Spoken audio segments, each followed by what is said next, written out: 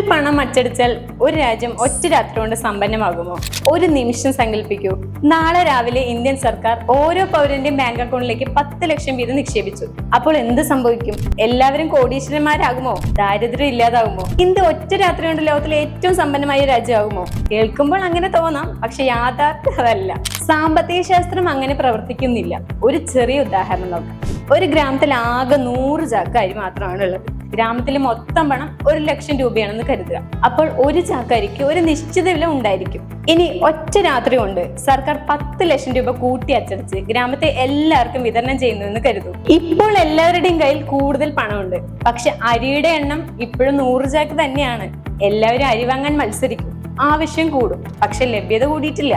ഫലം, അരിയുടെ വില കുത്തനെ വരും. ഇതിനാണ് പണപ്പെരുപ്പം എന്ന് പറയുന്നത്. അതായത് ആളുകളുടെ കയ്യിൽ കൂടുതൽ പണം ഉണ്ടെങ്കിലും ആ പണം കൊണ്ട് വാങ്ങാൻ കഴിയുന്ന സാധനങ്ങളുടെ അളവ് കൂടുന്നില്ല. അപ്പോൾ യഥാർത്ഥ സമ്പത്ത് വർദ്ധിച്ചോ? ഇല്ല. വർദ്ധിച്ചത് കറൻസി നോട്ടുകളുടെ എണ്ണം മാത്രമാണ്. ഒരു രാജ്യത്തിന്റെ യഥാർത്ഥ സമ്പത്ത് എന്നത് കറൻസി നോട്ടുകളുടെ എണ്ണമല്ല, ആ രാജ്യം ഉൽപ്പാദിപ്പിക്കുന്ന ഭക്ഷണം, വ്യവസായം, ഉൽപ്പന്നം, സേവനം, സാങ്കേതിക വിദ്യ, അടിസ്ഥാന സൗകര്യങ്ങൾ, വിദ്യാഭ്യാസം, ആരോഗ്യം, മനുഷ്യരുടെ ഉൽപാദനക്ഷമത എന്നിവയാണ് യഥാർത്ഥ സമ്പത്ത്. അതുകൊണ്ട് ഒരു രാജ്യം വളരുന്നത് കൂടുതൽ പണം അച്ചടിക്കുന്നത് കൊണ്ടല്ല, കൂടുതൽ മൂല്യം സൃഷ്ടിക്കുന്നത് കൊണ്ടാണ്.